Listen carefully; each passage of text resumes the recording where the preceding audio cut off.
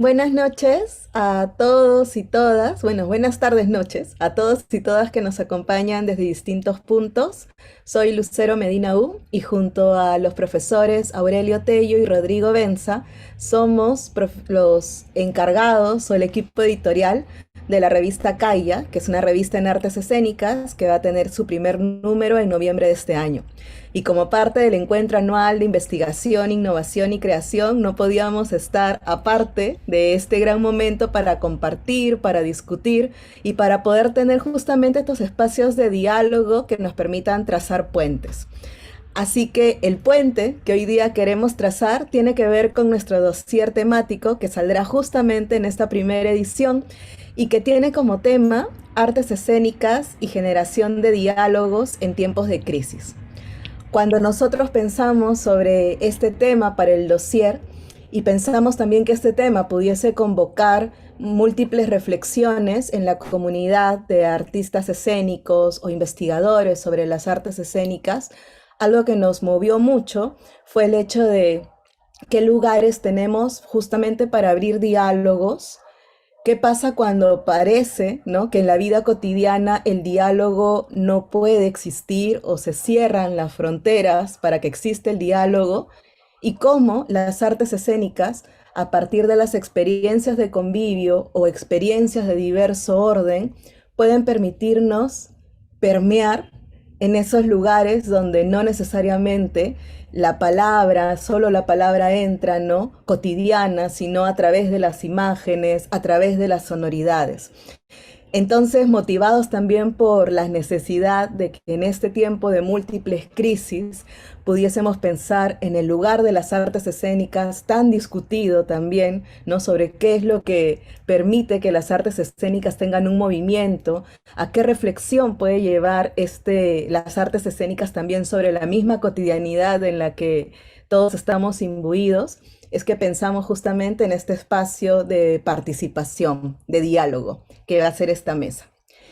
Entonces, para ello estamos aquí muy gratamente acompañados, ¿no? Está Aurelio, está también Leticia Robles Moreno, y también el doctor Julio Mendívil, ambos doctores, ¿no? Pero bueno, a Leticia la presento de esta manera también porque Leticia es peruana, pero también es una amiga y una colaboradora muy activa de todo lo que venimos haciendo en la facultad. Y bueno, a Julio Mendívil lo he leído. Estoy de verdad muy emocionada de poder establecer un diálogo aquí porque justo le comentaba a Aurelio, la mirada que creo que ambos invitados tienen es una mirada que permite que justamente las artes escénicas sean espacios de reflexión y pensar las reflexiones desde múltiples lugares, ¿no? Y lugares además que tienen que ver mucho con la historia personal. Así que explico un poco cómo va a ser la dinámica justamente de nuestro encuentro. Primero vamos a tener unas palabras, ¿no?, unas exposiciones por cada uno de nuestros invitados. La primera va a ser Leticia, luego viene Julio, no, perdón, el primero es Julio, luego viene Leticia y luego viene Aurelio. Cada uno va a tener un tiempo determinado para convocarnos con algún tema sobre este diálogo en tiempos de crisis que nos puede proponer las artes escénicas. Y luego de eso, vamos a tener aproximadamente unos 10 minutos, vamos a abrir el diálogo entre nosotros para ver qué nos convocan las experiencias. Algunos de repente van a poder profundizar más y en eso las personas que justamente nos están acompañando desde el Facebook de la facultad o de la revista o del BRI pueden justamente ayudarnos a ver qué es lo que les gustaría a ustedes conocer más. Y también justamente por esa vía poder responder algunas preguntas o compartir comentarios que el público pueda dejar en las cajitas de Facebook. Entonces, vamos a abrir y lo voy a hacer primero presentando, si no los conocen a nuestros invitados, para que los conozcan un poco más. Voy a presentar primero al doctor Julio Mendívil. Él es etnomusicólogo, charanguista y escritor peruano radicado en Austria. Estudió etnomusicología en el Departamento de Etnomusicología del Instituto de Musicología de la Universidad de Colonia. Ha sido investigador y docente adjunto en etnomusicología de la Universidad de Colonia y de la Universidad de Música y Teatro de Hannover, así como profesor visitante en diversas universidades, tanto en Europa como en Latinoamérica.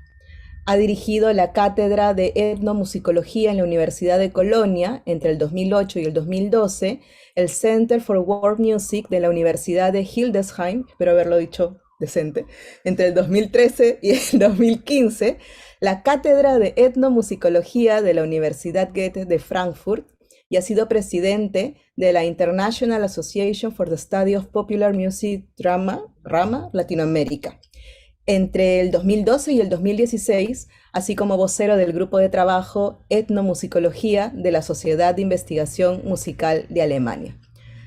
El doctor Julio Mendívil además ha sido galardonado con el premio de la convocatoria José María Arguedas III de la Biblioteca Nacional del Perú en el 2001 por el libro Todas las voces, artículos sobre música popular. Asimismo, ha recibido en el 2012 el premio de Musicología Samuel Claro Valdés y Otto Meyer Serra Award en el año 2016 por sus trabajos etnomusicológicos y una mención honrosa en el premio Musicología de Casa de las Américas en Cuba en el 2018 por su libro Cuentos Fabulosos, la invención de la música incaica y el nacimiento de la música andina como objeto de estudio etnomusicológico, en el 2018. Julio Mendívil es actualmente profesor de etnomusicología de la Universidad de Viena, Austria. Bienvenido, Julio, y un placer escucharte. Muchas gracias, Lucero. Muchas gracias a todo el equipo de la revista Kailia por esta invitación y también por hacerme partícipe de esta experiencia. ¿Presento directamente o vas a seguir presentando? Entiendo que presento directamente. No, sí, voy a hacerlo así como por cada una de las presentaciones para que sepan a quién están escuchando antes. Perfecto, entonces paso a compartir mi...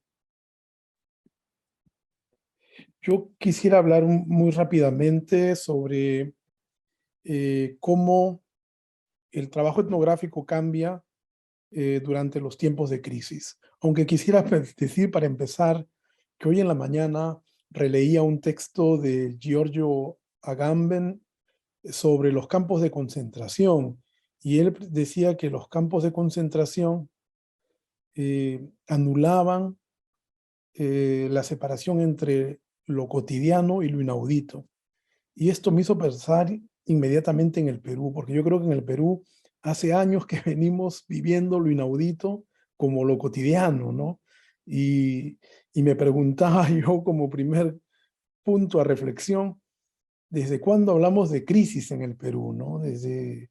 ¿A qué nos referimos exactamente cuando hablamos de crisis? Porque creo que la crisis política pues antecede, por supuesto, a la pandemia y antecede al gobierno de Pedro Castillo, ¿no? Que sin duda alguna se ha agudizado, ¿no? Entonces, yo me voy a centrar un poco más en la pandemia y el objeto de estudio que yo estaba teniendo en mente, que era trabajar sobre corporalidades con relación al carnaval de Ayacucho. Entonces, claro, uno se pregunta qué tiene que ver la pandemia y la crisis con la etnomusicología. Lo primero es que, por supuesto, la pandemia y la crisis afectan directamente las prácticas musicales que uno estudia, ¿no? Entonces, la primera pregunta que surge es cómo afectan las prácticas musicológicas, cómo la pandemia altera nuestras investigaciones, cómo la crisis cambia nuestros trabajos de campo y cómo nos obliga a cambiar nuestra metodología, ¿no? Voy a explicarlo un poco más claramente, ¿no? Por ejemplo, la situación de los músicos. Ustedes saben, yo trabajo sobre música andina, el caso de los músicos andinos que viven fundamentalmente de los conciertos. Durante la situación de pandemia, por supuesto, era imposible, ¿no? Hacer conciertos, había confinamiento. Lo otro también es la crisis económica que esto ha desatado, ¿no? También se vio reflejada, por supuesto, en la audiencia, ¿no? Que gente que de repente tenía mucho menos dinero para compartir con los músicos, ¿no? Esto evidentemente altera la situación de las culturas o de las escenas musicales. las tradiciones musicales que tienen un ciclo, como por ejemplo la que yo quería estudiar, el carnaval, de repente se ven interrumpidas por la situación de crisis, ¿no? Y esto, por supuesto, impide no solamente la realización de las prácticas, sino también la realización de las prácticas de investigación, ¿no? Ahora, claro, siempre vamos a encontrar formas de resiliencia por parte de quienes, frente a la crisis, por parte de quienes producen o consumen música, ¿no? Vamos a ver que justamente, o sea, mi primera reacción era como decir, bueno, ahora se me murió el tema, yo quería trabajar desde dentro de una comparsa sobre corporalidades, cómo se crea un cuerpo colectivo y cómo se crean también identidades masculinas, femeninas en el Carnaval de Ayacucho.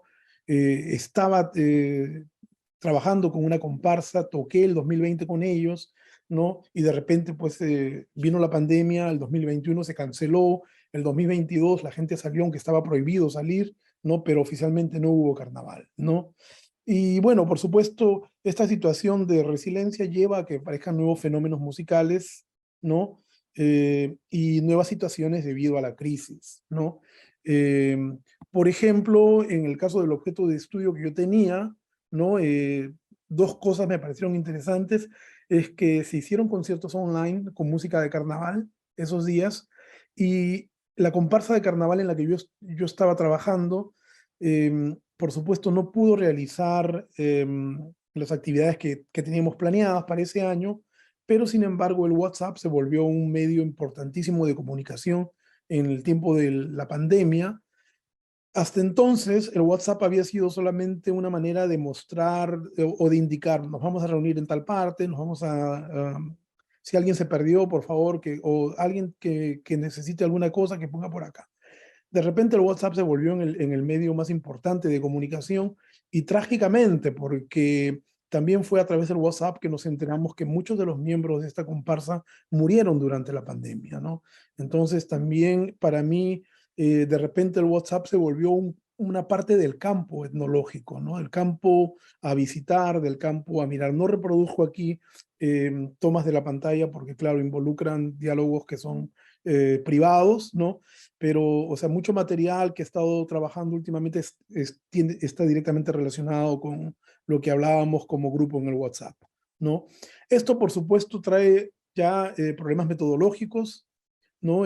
Cómo etnografiar diálogos, cómo hacer trabajo de campo virtual, ¿no? Cómo encarar, por ejemplo, los diálogos. Muchas de las cosas que yo hice fue entrevistas a través del Zoom, así como ahora, ¿no? Y por supuesto que aunque uno ve la cara de la persona, lo que uno no ve es la expresión corporal de la persona, ¿no? Cómo el cuerpo también habla cuando estamos en una situación cara a cara, ¿no?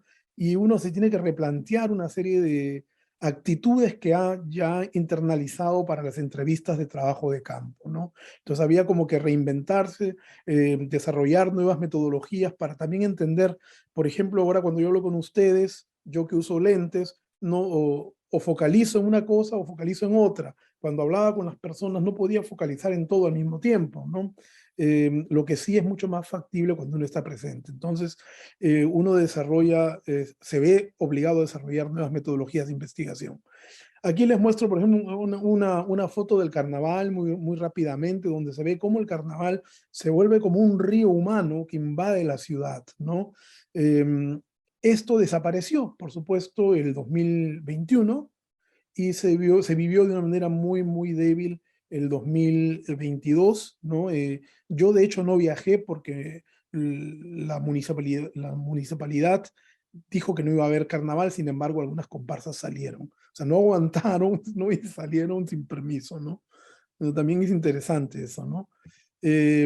Por supuesto, surgen una serie de dificultades en investigación, ¿no? La suspensión del carnaval, por ejemplo, y una cosa que me llamó la atención es que el 2020, a pesar de que el Perú ya estaba en plena crisis y el carnaval siempre ha sido un espacio de protesta social, el tema político casi no apareció en las letras que cantaban las comparsas. Casi nadie hacía alusiones a los cambios de presidente que vivimos, a toda la situación de crisis que estuvimos viviendo. Y yo me pregunto ahora, ¿no? ¿Seguirá haciendo esto? ¿Será la pandemia tema del carnaval el próximo año con las letras? ¿Será la crisis parte de los textos? No, no hay cómo saberlo, ¿no? También otra cosa interesante es la separación material entre registros filmográficos y el investigador. Uno cambia el tipo de documentación que está generando, ¿no? Yo mayormente hacía muchas entrevistas en audio y filmaba.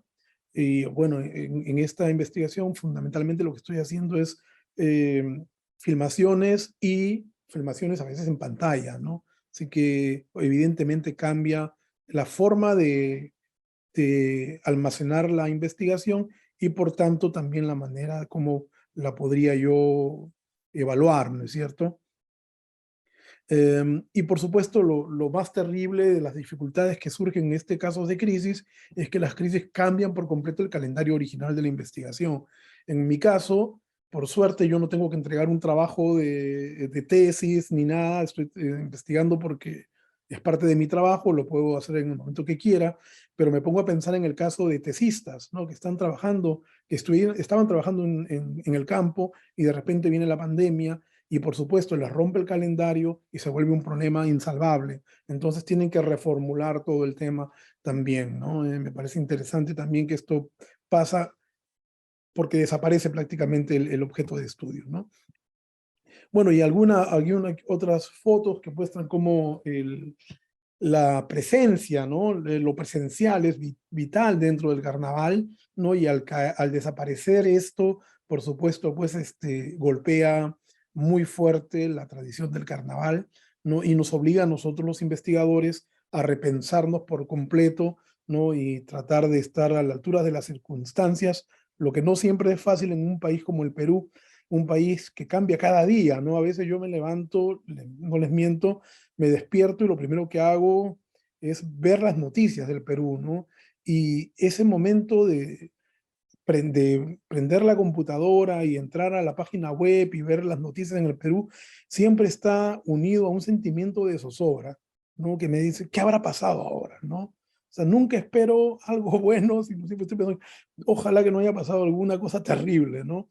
Porque nuestro país vive una crisis increíble. Yo, la verdad que soy ya tengo bastantes años y no recuerdo una crisis tan terrible como la que estamos viviendo ahora, sumando la crisis política con la crisis de la pandemia, ¿no? Y bueno, más adelante puedo compartir algunas tomas, ¿no? Lo dejaría ahí por ahora para no extenderme en el tiempo. Muchas gracias, Julio, porque creo que has puesto aquí como en el tintero una cuestión también muy importante de pensar de que cuando, claro, cuando pensamos en justamente esta relación entre las artes, ¿no? La crisis y cómo pueden crear espacios de fuga, hay otro escenario que es quienes investigamos sobre las prácticas escénicas, en dónde estamos y cómo atravesamos también la contingencia, ¿no? Que está desde las prácticas metodológicas que tú estás señalando y que tienen que ver con la inventiva, pero también tienen que ver con la limitación, de todas maneras, y que pueden abrir, obviamente, otros campos de relación, ¿no? Con la misma experiencia que queremos abordar. Y me parece como también rescato mucho esta idea sobre la lectura de Agamben, ¿no? En realidad, acá en el Perú, lo inaudito se vuelve lo cotidiano y bregamos con eso, ¿no? Bueno, Bregamos con hay que decir que nosotros somos campeones en el Perú en hacer de una carencia una virtud, ¿no? Entonces, el recurseo, como a veces le llamamos, el recurseo. Muchas gracias, Julio, porque creo que vamos a tener una conversación bien bacán en un ratito. Y ahora voy a presentar a Leticia. Leticia Robles Moreno es doctora por el Departamento de Estudios de Performance de la Universidad de Nueva York. Su investigación se enfoca en procesos de creación colectiva en teatro, performance y artivismo en las Américas, desde una perspectiva hemisférica. Trabajando entre la teoría y la práctica, ella analiza la estética política del teatro, performance y artivismo como modos de coexistencia corporal interseccional de resistencia antirracista, antineoliberal y antipatriarcal. Ha publicado artículos académicos en Latin American Theatre Review, Contemporary Theatre Review, Hispanic Issues Online y Conjunto.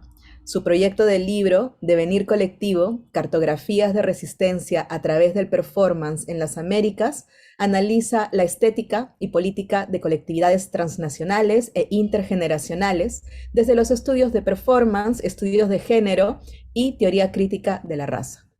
Actualmente Leticia es profesora asistente en el Departamento de Teatro y Danza de Muhlenberg College en Pensilvania, Estados Unidos. Bienvenida, Leticia. Estoy en mute. ¿Me escuchan? ¿Sí? Sí, claro. Genial.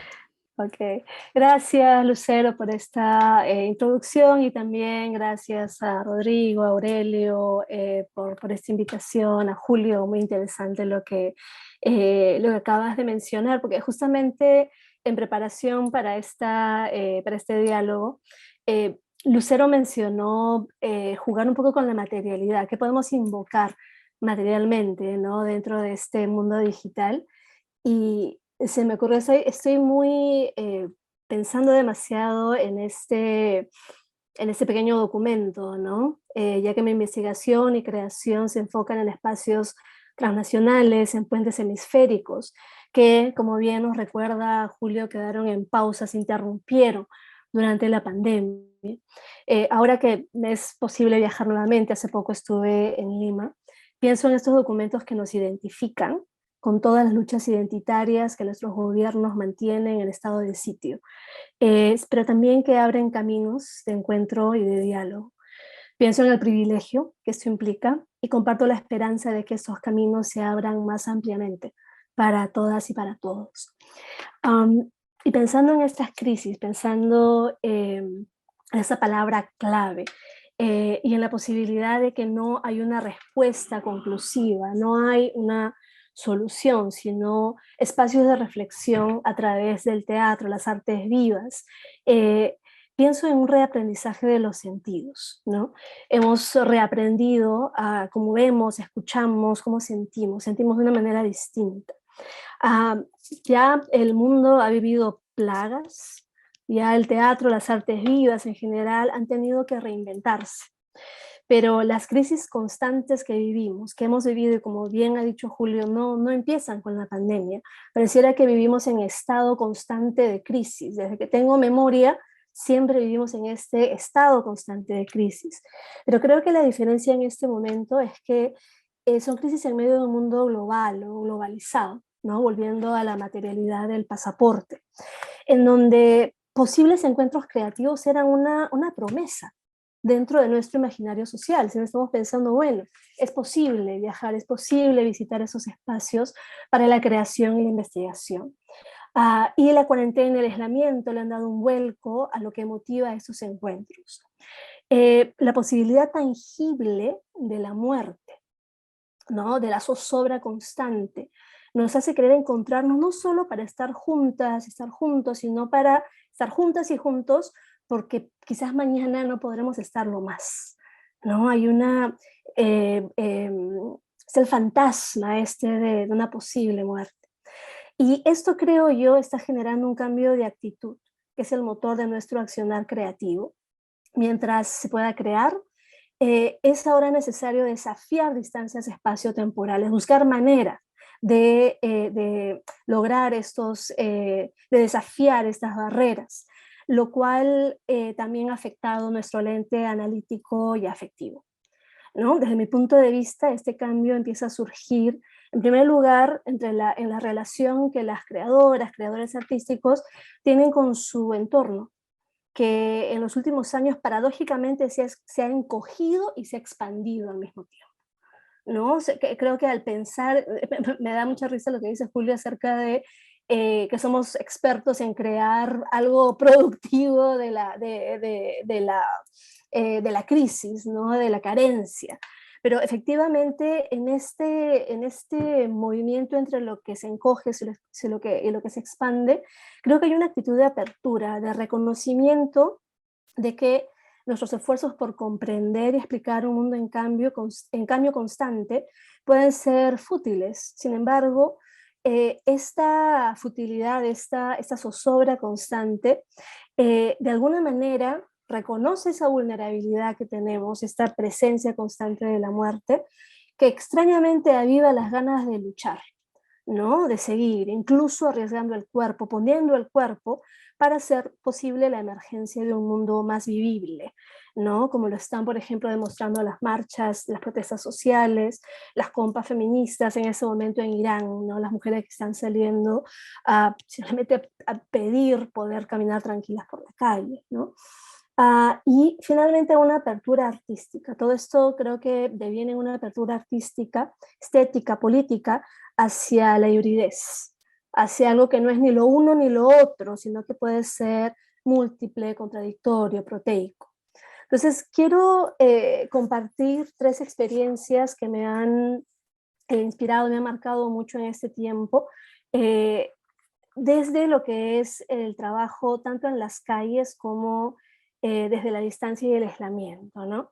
Esta es una toma del Instagram de la gran Sandra Bonomini, que creo que está con nosotros hoy día, de una video performance que presentó en el primer encuentro latido americano de performance, que fue en el 2020 y fue casi exactamente una semana después del asesinato de Inti Sotelo y Brian Pintado. Recuerdo que en este encuentro de performance los trabajos eran reacciones, ¿no? Eh, eh, Era imposible no hablar de lo que estaba pasando a través del arte, ¿no? Ese es un mapa del Perú al revés. Es una performance que es completamente en silencio, excepto por los sonidos de impactos de bala que invocan los perdigones y las balas en las marchas. Muy, muy potente, muy presente.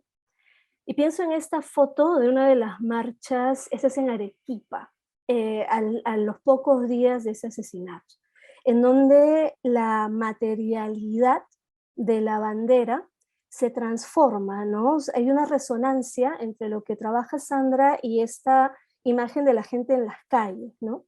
La materialidad de la bandera peruana, sea física o digital, crea un paisaje sonoro doloroso, ¿no? En el que se escuchan los impactos de bala que no cesan. Y pienso en el lavado de la bandera en los tiempos de Fujimori y esta transición a una imagen que, que suena, a una imagen que es imposible eh, ignorar, porque ese mundo sonoro nos está tocando, está afectando todos nuestros sentidos, no solamente visualmente, ¿no?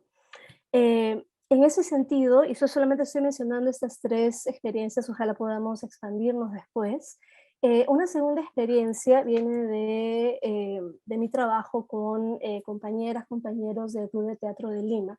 Es un trabajo híbrido que se llamó Miranda Miranda, que trabajé con Sheila y Patricia Gutiérrez, con Ana Paula Rey, con Eric Salas Kirchhausen, Fefoneira y Francisco Salvador. Ese fue un proceso de más de un año totalmente por Zoom, un espacio de encuentro y de cercanía. Buscábamos hilar diferentes formas artísticas, como por ejemplo el collage, porque nos quedó corto el poder hacer, entre comillas, teatro virtual. Entonces empezamos a explorar esas otras avenidas y además buscamos otras maneras de invocar el convivio desde la distancia, desde lo digital, e incluso desde las nuevas herramientas de comunicación, ¿no? Como el WhatsApp, que Julio acaba de mencionar. Esta performance tenía un componente sonoro que venía no en esta forma violenta de los impactos de bala, sino en una forma de mensajes de voz que creaban una cercanía íntima y cómplice, ¿no? El WhatsApp se convertía no en ese espacio de malas noticias, ¿no? De compartir dolor, sino además de crear desde la ficción una historia de complicidad, ya que la audiencia necesitaba experimentar historias, pero sobre todo sentirse parte de esas historias, ¿no? Sentirse vivos. Y es un momento de encuentro, ¿no? Y finalmente, la tercera experiencia que quiero traer hoy día es el teatro es un sueño, de Yuyashkani que presentaron en el contexto del FAE 2022, ¿no? Este hecho escénico se presenta afuera del Teatro Municipal, ya que no podíamos estar adentro, ¿no? Y es una revisión una vuelta al origen, una revisión del archivo de Yuyas, y es una conversación con la idea misma de la muerte y el deterioro, ¿no? De alguna manera hacer las paces con ella. Estos son los dobles de Yuyas, ¿no? Que pasan en una carroza casi que los lleva hacia otro momento, pero como un momento de emergencia también, ¿no? Para emerger con nuevas voces y acciones que abren preguntas y caminos. Es un reciclaje, una vuelta de tuerca, un retorno desde y hacia lo nuevo. Esa imagen de Miguel, por ejemplo, es bastante múltiple porque puede ser una imagen ya de despedida, pero yo lo veo más bien como una imagen de reciclaje, ¿no? Un poco para cerrar, porque sé que estoy con el tiempo ya, quiero recordarlos que Augusto Boal llama a estos momentos de crisis china le llama, ¿no? En el teatro de foro, que es un momento que puede ser una oportunidad, al mismo tiempo una oportunidad y una amenaza, ¿no? Entonces, creo que es importante poder habitar esa multiplicidad y también, como presenta Boal, ser conscientes de la posibilidad del fracaso, no la posibilidad de que las cosas no salgan bien, de que la crisis no se resuelva positivamente, sino que sea un espacio de constante lucha, un espacio de posibilidad para imaginar futuros posibles, futuros mejores. Gracias. Gracias, Leti, por esta... Es un tiempo reducido, pero creo que nos deja así como con las ganas de luego seguir ahondando un poco más, ¿no? Y me parece muy bacán esta noción de los futuros posibles, porque me hace acordar mucho también a esta mirada de Donna Haraway, que dice, ya estamos en el camino de la contingencia de la crisis, ¿no? De múltiples niveles. No podemos pensar que las artes o cualquier disciplina van a decirnos cómo vivir. Tenemos que pensar que a partir de ser conscientes, cómo atravesarlo juntos, ¿no? Y creo que en ese cómo, justamente el arte tiene algunas llaves, no digo respuestas, algunas llaves. Y entonces ahora vamos a irnos con Aurelio Tello, y para que conozcamos un poco más a nuestro profesor Aurelio Tello, voy a leer su bio. Aurelio Tello Malpartida es un compositor clásico, musicólogo y director coral peruano-mexicano. Estudió composición en el Conservatorio Nacional de Música de Perú con Enrique Iturriaga y Celso Garrido Leca, además de educación musical, piano y dirección coral. Después trabajó y enseñó en dicho conservatorio. Desde 1973 ha dirigido varios coros y agrupaciones vocales en el Perú. En México ha sido coordinador de investigaciones musicológicas del Centro Nacional de Investigación, Documentación e Información Musical Carlos Chávez, CENIDIM, y llevó a cabo la transcripción del tercer tomo del Tesoro de la Música Polifónica de México. Fue además director huésped desde 1986 del Coro de Madrigalistas de Bellas Artes y desde 1989 director de la Capilla Virreinal de la Nueva España. En el 2004 fue miembro del jurado del Premio Iberoamericano de la Música Tomás Luis de Victoria de la Sociedad General de Autores de España. Se dedica desde hace varios años a la enseñanza, la dirección y la investigación musicológica en el Instituto Nacional de Bellas Artes, INBA, sobre todo a la música, dedicado a la música virreinal latinoamericana. En 2007 obtuvo su maestría en musicología por la Universidad Veracruzana y en 2008 visitó diversos archivos hispanos recolectando manuscritos que contienen villancicos de letras de Sor Juana Inés de la Cruz, apoyado por la Universidad de Western Ontario de Canadá en el marco del proyecto Hispanic Baroque. En 2014 publicó el libro Huellas Musicales de San Diego, Metepec, y en 2015 el catálogo del archivo musical del Venerable Cabildo de la Catedral de Puebla.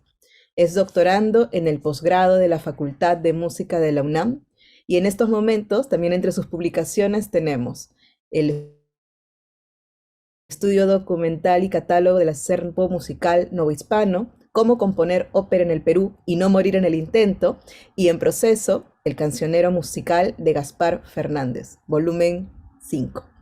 Es además profesor a tiempo completo de la especialidad de música PUC y profesor auxiliar del Departamento de Artes Escénicas.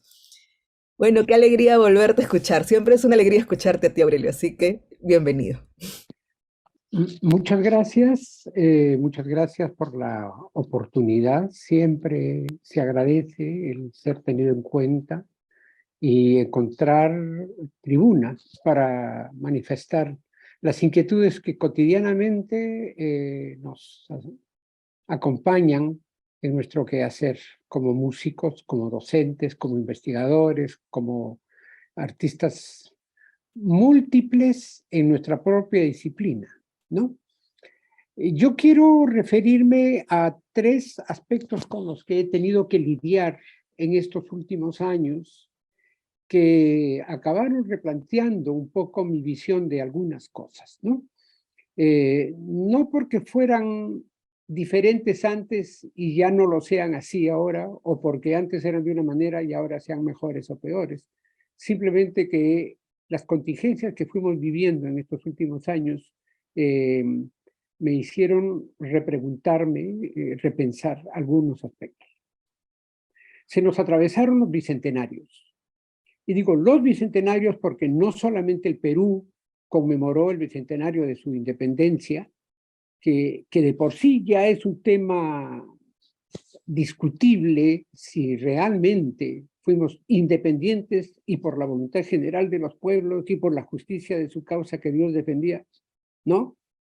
El 28 de julio de 1821, cuando yo era niño, me comenzaron a contar la historia de que en diciembre de 1820 se declaró la independencia del Perú después que los realistas perdieron la batalla de Uliachín, en el cerro de Uliachín, en Cerro de Pasco, cuando las fuerzas independentistas que marchaban por esa región vencieron al ejército que no era español, eran un grupo de indígenas defendiendo al rey contra chilenos y argentinos que defendían la independencia, la libertad y esas cosas. Entonces, esto me lleva a preguntarme, ¿desde dónde pues escribimos nuestra historia? Tuvo que pasar en Lima para que recién decidiéramos que éramos independientes. Y así, todo lo que pasa en Lima es lo que le pasa al Perú y lo que no pasa en Lima no tiene mayor relevancia, ¿no? Eso, por ejemplo, me llevó a preguntarme incluso cómo hemos escrito la historia de la música en el Perú y la hemos escrito desde Lima, sin duda. Es decir, somos un país centralista que ha tejido todos sus discursos y construido toda su visión de la historia desde los centros donde se ejerce el poder político, económico, social, etc. Este primer aspecto se vinculó a uno en el cual estoy involucrado de suyo, porque soy maestro universitario, en un momento en el que estamos dándole solución al proceso de universitarización de las artes. ¿Cómo nos estamos ganando nuestros espacios en la vida universitaria? ¿Cómo estamos negociando la existencia de la enseñanza de las artes en un espacio dominado por la visión de las ciencias puras o por la visión de las ciencias sociales o por las humanidades? Y las artes no habían tenido un lugar como el que tienen ahora. Es decir, antes, si uno quería hacerse músico, iba al Conservatorio Nacional de Música y eso no tenía mayor cuestionamiento ni discusión y se graduaba dando un concierto de grado y recibió un diploma que no valía nada en ninguna parte. Ahora estamos trabajando en la Universidad Católica en la organización de una malla curricular que contempla una cantidad de cursos que además han sido complementados con la enseñanza de la tecnología actual, con el conocimiento de los modelos de negociación para vivir de la música en un medio donde cada vez más la música es una mercancía, ¿no? Aún la música clásica ha salido de ese esteticismo en el cual vivía para convertirse en una mercancía, porque uno tiene que inscribirse en una sociedad de derechos autorales y cobrar si la radio te toca tu música o no, ¿no? Entonces, ya un artista no puede ser ajeno a estas prácticas, ¿no? Estoy en una comisión que está replanteando estas cosas y tenemos que negociar con los organismos rectores, con la SUNEDU, con el RENACIT. Yo pasé por la experiencia de que con 40 años de investigación, un caballero me dijera que mis investigaciones no eran científicas, que me rechazaban como investigador del RENACIT. Y entonces tuve que darles una conferencia sobre la cientificidad de las investigaciones artísticas, lo cual además ha enriquecido nuestra propia perspectiva, ¿no? Es decir, cómo legitimar nuestro trabajo cuando hacemos investigaciones sin hipótesis. Por supuesto que se les pararon los pelos de punta a los científicos de la RENACIT, del RENACIT cuando se les dijo eso, ¿no? Y que nosotros no intentamos demostrar verdades, sino exponer hechos.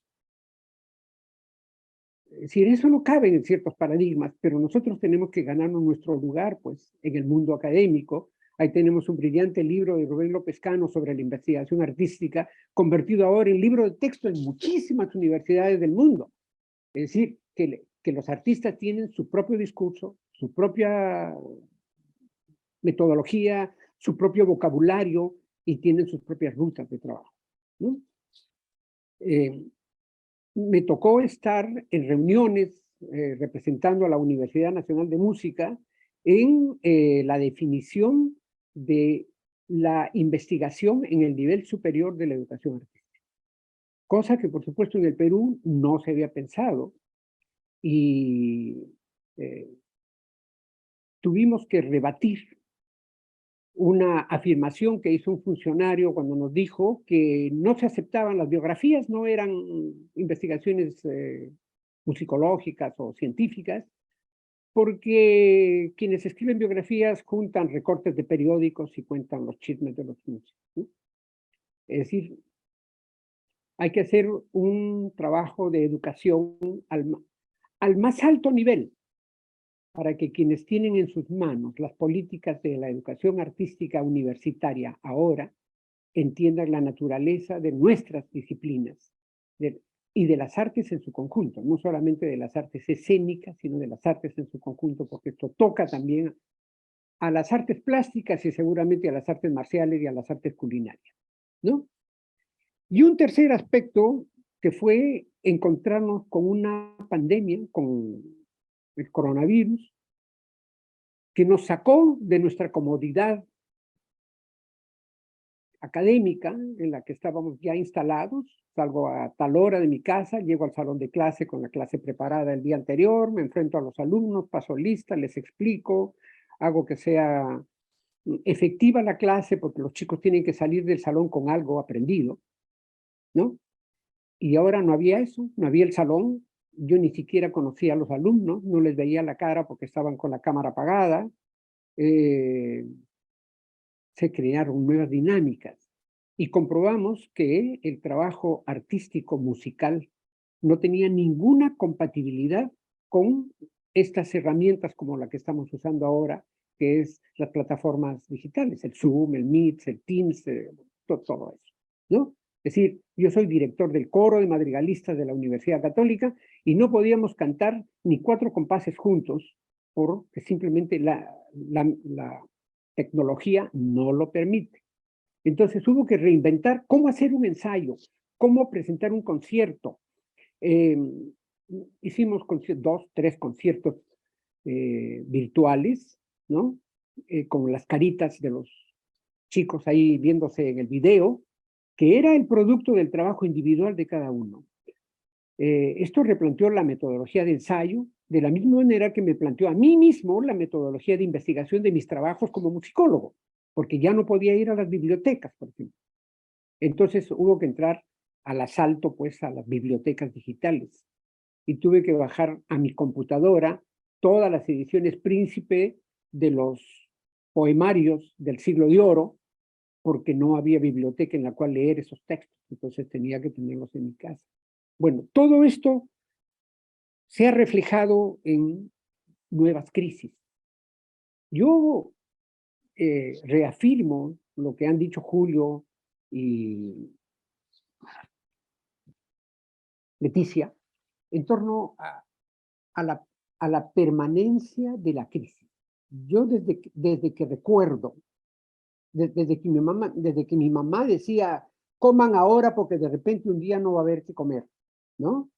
Y las crisis que se fueron repitiendo desde la primera crisis grande económica que yo viví en el Perú, cuando me quería comprar un piano y al día siguiente que se había devaluado la moneda, la plata no alcanzaba para comprarse el piano. Hablo del año 75. Desde entonces creo que la palabra crisis, en todos sus aspectos económicos, sociales, políticos, culturales, nos ha acompañado, ¿no? Pero ahora, por ejemplo, retomando la idea de las conmemoraciones, porque no creo que haya mucho que celebrar en el sentido jubilar de la palabra, las conmemoraciones del centenario me plantearon que hay una crisis que todavía no hemos resuelto, ¿no? La crisis de identidad, por ejemplo, y la crisis de representatividad.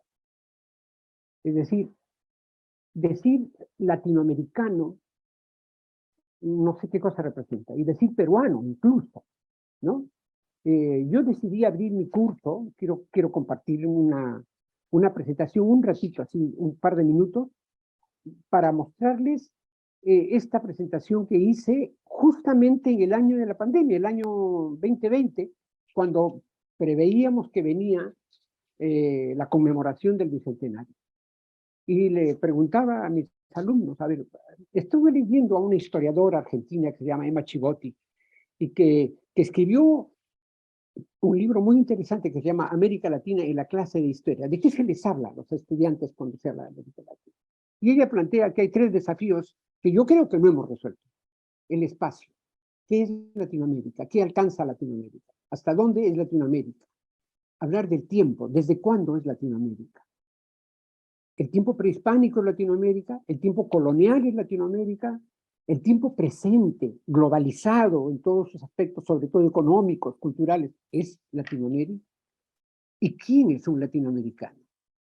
Hablar del sujeto latinoamericano, ¿no? Y escuchábamos música de la comunidad Huitoto, de la frontera colombo-peruana, y les pregunto a mis alumnos, ¿eso es la música latinoamericana? Y hacíamos una escucha analítica de la comunidad tupí del Brasil, de los niños tupíes cantando una música acompañada de violines. Y entonces salta la pregunta, bueno, ¿cuándo llegaron esos violines? Esos violines están hace 500 años, 400 años. Entonces, cuando hablamos del mundo indígena, pues ¿qué tan indígena es lo indígena? ¿Qué tan peruano es lo peruano? Y les dije, ¿todos son peruanos? Pues que levante la mano el que se sienta más peruano que los otros. Porque si no entendemos que el Perú es sobre todo una pluralidad, una diversidad, entonces nos va a seguir pasando lo que en el 2021, ¿no? Un Perú partido en 2, que era el reflejo del desencuentro, ¿no? Del desencuentro permanente en el que ni siquiera cantar canciones demagógicas como Contigo Perú nos devuelven el sentido de la peruanidad, ¿no? Y hasta eso, ¿qué hacía que la gente saliera a cantar a sus balcones Contigo Perú durante la pandemia, pero a la hora que se le aparecía a alguien sin cubrebocas o no cumplía los reglamentos, bueno, la gente se indignaba y los echaba de su barrio porque le iban a traer la enfermedad? Es decir, en lugar de mostrar solidaridad, mostrábamos afán de exclusión, ¿no? Esto, por citar esto. El reflejo de la creación. Yo nunca había compuesto una música que fuera estrenada en redes virtuales. Y en el homenaje que decidimos hacer un grupo de compositores a Enrique Turriaga, uno de los músicos emblemáticos de la música en el Perú, que murió a sus 101 años de edad, un poco ajeno a estas preocupaciones ya, tuvo su estreno en Facebook.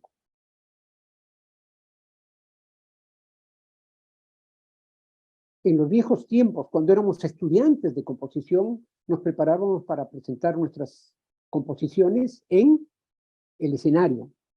Juntábamos a los músicos, ensayábamos, en fin, para llegar a la noche del concierto en la que nos mostrábamos pues al desnudo con lo que habíamos hecho. Ahora no sabíamos ante quién estábamos cantando y de repente habíamos convocado más gente de la que podíamos pensarlo, porque el impacto de las redes es mucho más grande que la convocatoria a una sala de concierto, ¿no? En fin, hemos tenido que entrar al siglo XXI. Me tocó dictar un curso virtual, volverme un maestro y un músico del siglo XXI, en 15 días volverme un experto en el manejo de las plataformas digitales y darme el lujo de presentarme con una ponencia en un encuentro de la Universidad Católica donde los maestros tuvimos que reflexionar sobre nuestra experiencia dando clases virtuales.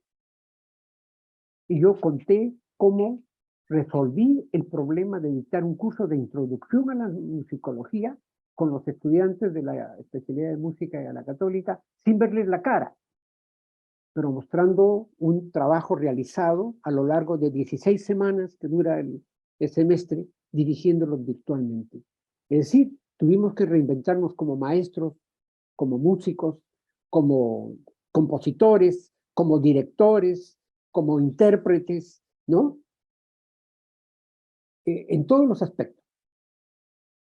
Creo que ahora tenemos el reto de recoger toda esa experiencia y tejer un entramado que nos permita seguir siendo los que fuimos en nuevos tiempos, ¿no? Que esta idea de crisis la tomemos con menos religiosidad, así de que toda crisis es una oportunidad, porque yo he vivido toda la vida en crisis, ¿no? Sí creo que aprendemos a resolver los problemas a pesar de que vamos nadando contra la corriente. Y creo que hemos hecho de nuestra actividad como artistas no un acto heroico, porque yo no creo en esas cosas, en los actos heroicos. Simplemente hemos aprendido a ser en las condiciones que la coyuntura, el contexto, el medio social, las situaciones económicas nos permiten ser, ¿no? Y creo que ese ser es lo más genuino que podemos dar para seguir siendo mientras tengamos vida, ¿no? Lo dejo allí. Muchas gracias, Aurelio. Creo que ahora a partir justamente de, Aurelio trae a partir de su experiencia, me parece el hecho de las artes permiten ese concepto tan grande, quizá, ¿no? Lejano a veces cuando hablamos de crisis de otros países, ¿no? Como la guerra del país que de repente no sabemos muy bien dónde está. Las artes nos permiten situar las crisis, ¿no? Darles un continente a esas crisis porque las vuelve más personales y claro, no podemos pensar que el lugar de las artes tampoco está tan desligado de los lugares donde justamente se crea la profesionalización de las artes, ¿no? Que podemos haber estado nosotros ahí u otros, lo hemos visto con todas las justamente las implicancias de toma de derechos y reclamos de los trabajadores de la cultura aquí en nuestro país, desde el hecho de organizarse, de empadronarse, ¿no? Y de empezar a establecer redes justamente para no solo responder a números, ¿no? La idea no era, bueno, queremos saber cuántos somos, ¿no? Sino queremos saber quiénes somos también, ¿no? Entonces, creo que a partir de eso me animaría como a pensar, ¿no? Si las artes, en el sentido general, ahorita estamos dentro de experiencias de arte expandido, no musicales, pero también que involucran ciertas teatralidades y repertorios, como en el caso de lo que justamente investiga Julio, ¿no? Me pongo a pensar, ¿no? Si las artes nos permiten justamente situar las crisis, cuáles son, o darles un lugar así como muy concreto, cuáles son las estrategias que ustedes ven dentro de estas prácticas que investigan, o como Leticia ha señalado, ella también ha mostrado una experiencia propia como creadora, ella también, cuáles son las estrategias que ven que las artes ponen en escena para la generación de este diálogo, porque en realidad no es que propongan respuestas simplemente. Creo que el punto más importante de la estrategia que propone el discurso artístico o la experiencia artística es justamente el ir junto con la crisis, no temerle al hecho de que existe la crisis, sino enfrentarla de algún modo y también saber que no vamos a salir ilesos de eso, ¿no? Entonces, me gustaría que de repente podamos conversar un poco también a partir de esto, de lo que hemos escuchado, del trabajo del otro, ¿no? Porque también esta es una actividad de escucha y justamente las crisis necesitan escucha y ver qué les ha resonado también de esto y si encuentran alguna estrategia ahí dentro de las prácticas que ustedes investigan o de las que son parte, las que convocan, poder compartir algunos esbozos de respuesta, ¿no? ¿Qué significa crear diálogo para las artes, ¿no? ¿Dónde está ese cómo, ¿no? No sé quién quiere empezar. Julio. Sí, me gustaría tomar lo que acabas de decir, sin negar la importancia del arte.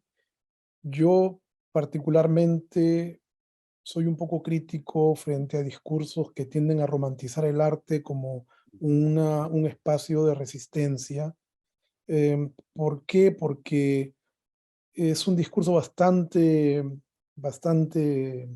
recurrente en la academia, y este discurso termina minorizando y restando la importancia a la capacidad de resistencia a la gente que no es artista. Y pienso que todo el mundo responde a la crisis, no solamente los artistas, y el arte creo que no tiene ninguna forma especial de responder a la crisis.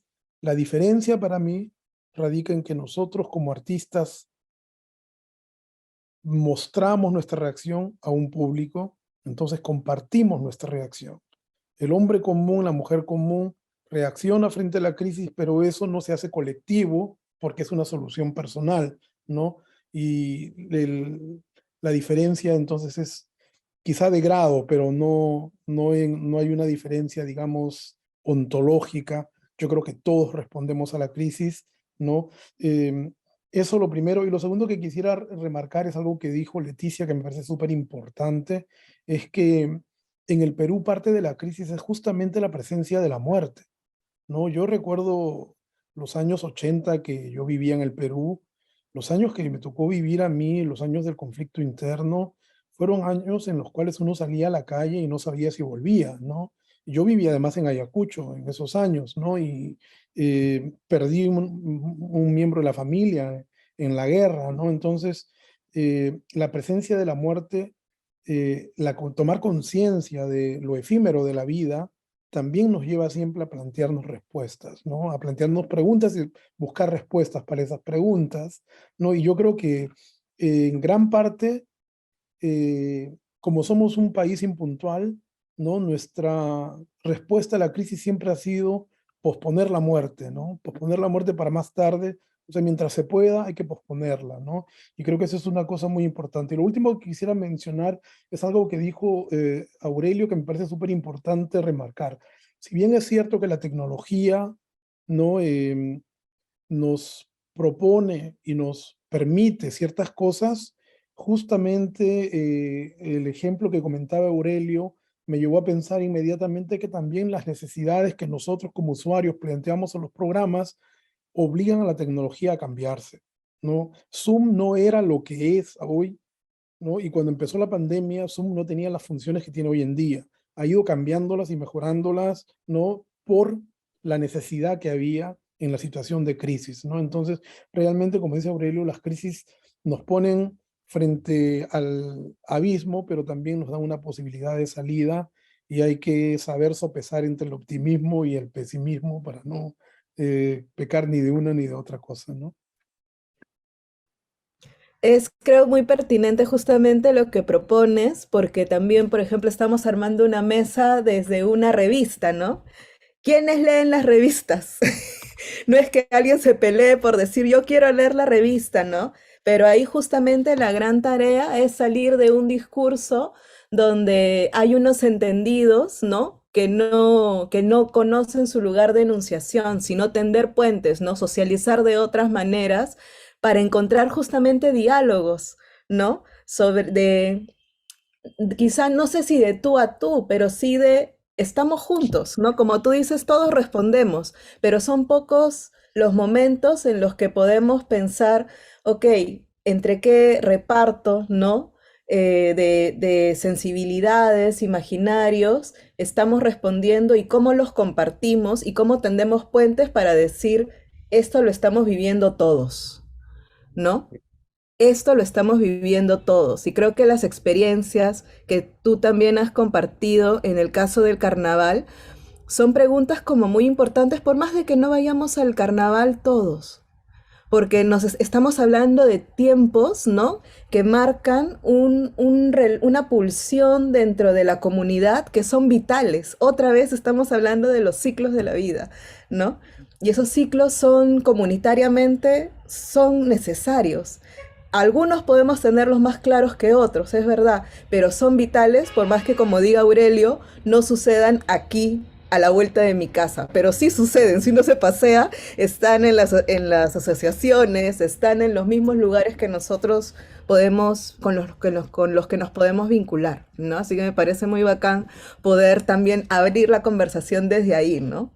No sé si de repente Aurelio o Leti. Sí, yo quisiera regresar un poquito a esto que mencioné de las crisis, dos áreas de la crisis, porque la crisis es múltiple, como las identidades son múltiples, pero creo que hay una crisis de identidad desde que somos un país, digamos, independiente, ¿no?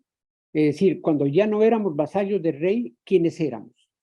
¿No? Y esa pregunta está ahí incontestada, porque seguimos sin saber todavía bien a bien qué tan nos identificamos, qué tan sentido de pertenencia tenemos con lo que hacen otros, ¿no? Y esto se traduce también en una crisis de representatividad. ¿Qué tanto el poder político nos representa? Representa a la sociedad en su conjunto. ¿Qué tanta identidad puede haber entre el Estado y el gobierno?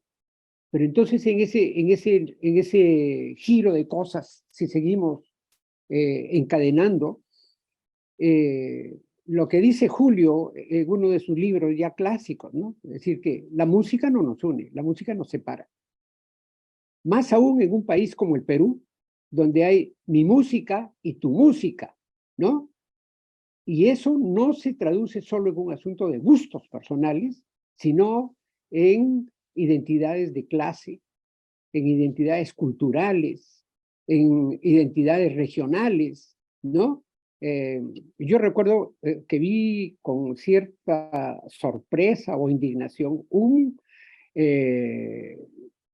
blog en el internet acerca de la cumbia, y había gente que escribía y decía esa porquería de música que nos han traído los serranos, que deberían haberse quedado en sus pueblos, ¿no?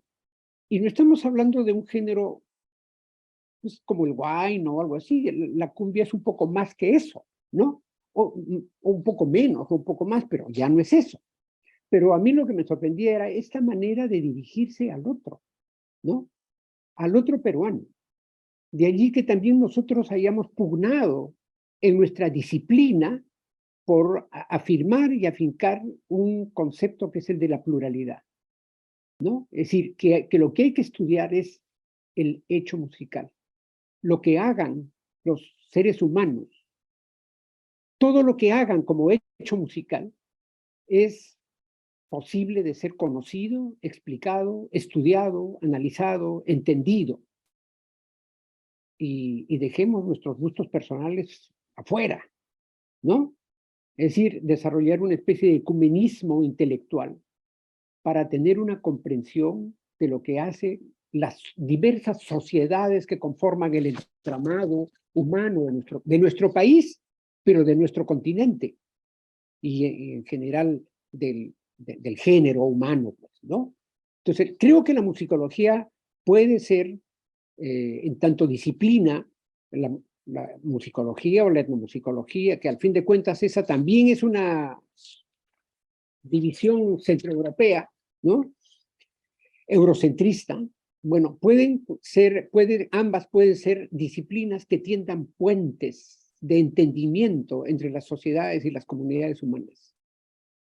Creo que esa es una de las cosas que derivamos de entender qué nos representa, qué música nos representa, ¿no? ¿Por qué cuando alguien habla del Perú, dice que el Perú es conocido por tres cosas, ¿no? Por el ceviche, por Machu Picchu y por el cóndor pasa? Entonces, la pregunta no es si me gusta o no me gusta el cóndor pasa. La pregunta es, ¿qué tiene el cóndor pasa? ¿Qué ha hecho que el cóndor pasa acabe convertido en un símbolo nacional, por ejemplo? ¿No? ¿Hasta dónde es también una construcción hecha desde cierto sector del poder, como en algún momento lo fue la canción criolla, por ejemplo, o la música académica, ¿no?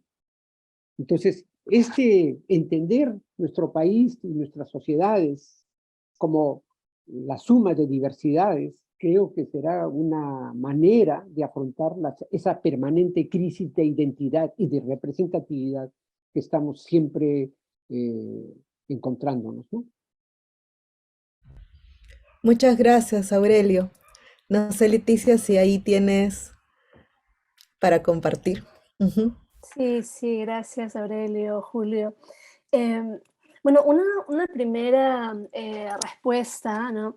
Me gusta mucho, me interesa mucho lo que menciona Julio sobre esta romantización de las artes como espacios de resistencia, ¿verdad? Porque precisamente en mi investigación lo que he encontrado es que esa romantización usualmente emerge de un entendimiento del arte, perdón, eh, como una experiencia posible de ser cerrada, de ser enclaustrada, de ser enrejada, ¿no? Eh, y que, digamos, responde a su entorno, habla sobre su entorno, pero siempre desde la seguridad, desde la comodidad y la tranquilidad de esas puertas cerradas, ¿no? A mí me da mucha pausa, muchas expresiones casi victoriosas, ¿no? Hemos vuelto, estamos acá nuevamente, hemos resistido, ¿no? Cuando la experiencia escénica primero vuelve al pasado, a cosas que ya se han hecho, ya se han visto, ya antes del 2000, del 2020, ¿no? Pero que además continúan con estas puertas que se tienen que pasar, ¿no? Estos costos de entradas, lugares centralizados, ¿no? Que estamos mencionando, ¿no? Que solamente se dan en ciertos lugares en Lima en particular, ¿no? Creo que es mucho más proteico y más interesante entender esa resistencia desde el encuentro de las artes vivas precisamente con estas experiencias que bueno, que Julio mencionó un poco del hombre común, ¿no? Pero de la sociedad civil, las expresiones en las calles, en ese diálogo que permite esa apertura y ese transformar y ser transformado, ¿no? Creo que es súper importante, es bien importante marcar esa diferencia que es poco signo de un tiempo en el que, nuevamente, como mencionaba, eh, es necesaria ya una apertura a evitar la hibridez, lo liminal, ¿no? La humildad de decir, esto no está cerrado, es necesario abrirse a lo que puede ser, ¿no? A lo otro. Eso por un lado, ¿no? Y por otro lado, me parece muy importante lo que dice Aurelio sobre esta conversación, este espacio de encuentro. En realidad, pues se está dando un poco dentro de nuestra labor, dentro de instituciones educativas, ¿no? En la Universidad Católica, en la institución donde trabaja Julio en Austria, o en mi caso, acá en Estados Unidos, en Muhlenberg College. ¿Qué estamos enseñando, no? ¿Qué tipo de actitud hacia la creación, la investigación y el compromiso con el tejido social estamos transmitiéndoles a las y los estudiantes, ¿no? Y creo que en ese sentido, un poco volviendo a lo que a la pregunta que habrías, Lucero, sobre posibles estrategias, ¿no? Ya que somos educadoras, educadores, ¿no? Y estamos tratando de incentivar o inspirar una actitud hacia las artes, la presencia social y política de nuestros estudiantes.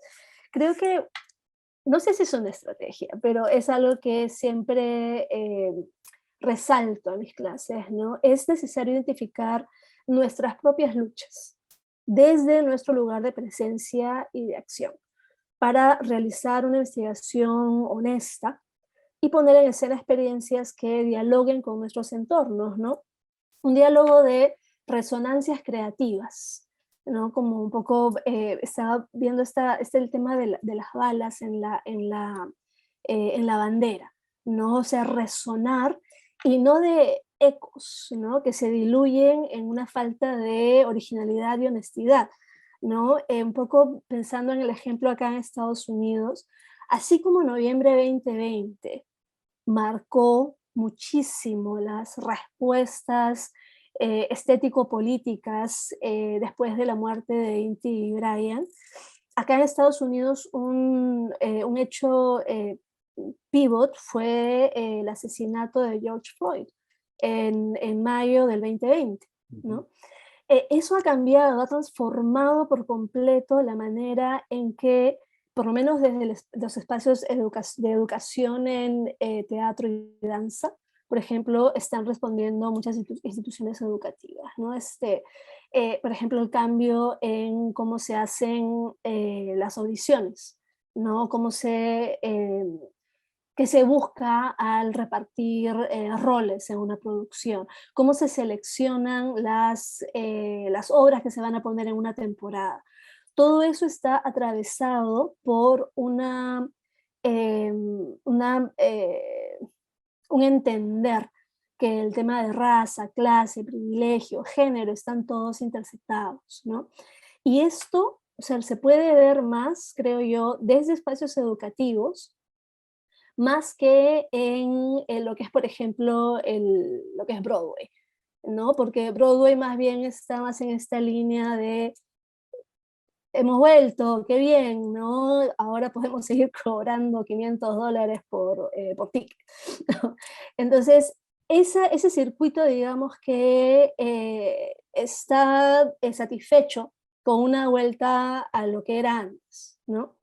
Una institución educativa creo que, aunque no se puede enseñar, digamos, una respuesta política, y no se debe, ¿no? Cada quien debe encontrarla, creo que se puede transmitir una actitud de apertura, de mirada crítica, de lente analítico, ¿no? Que esté abierto a esta posibilidad de buscar algo distinto y no replicar discursos que pueden venir de fuera o que no corresponden a esa respuesta crítica a nuestro propio entorno, ¿no? Un poco para volver al tema de la institución educativa, pero también un poco ligando lo que es esta hibridez, ¿no? Entre el arte, la resistencia, el activismo, los roles sociales que nos han tocado, que nos tocan vivir, ¿no? Y accionar.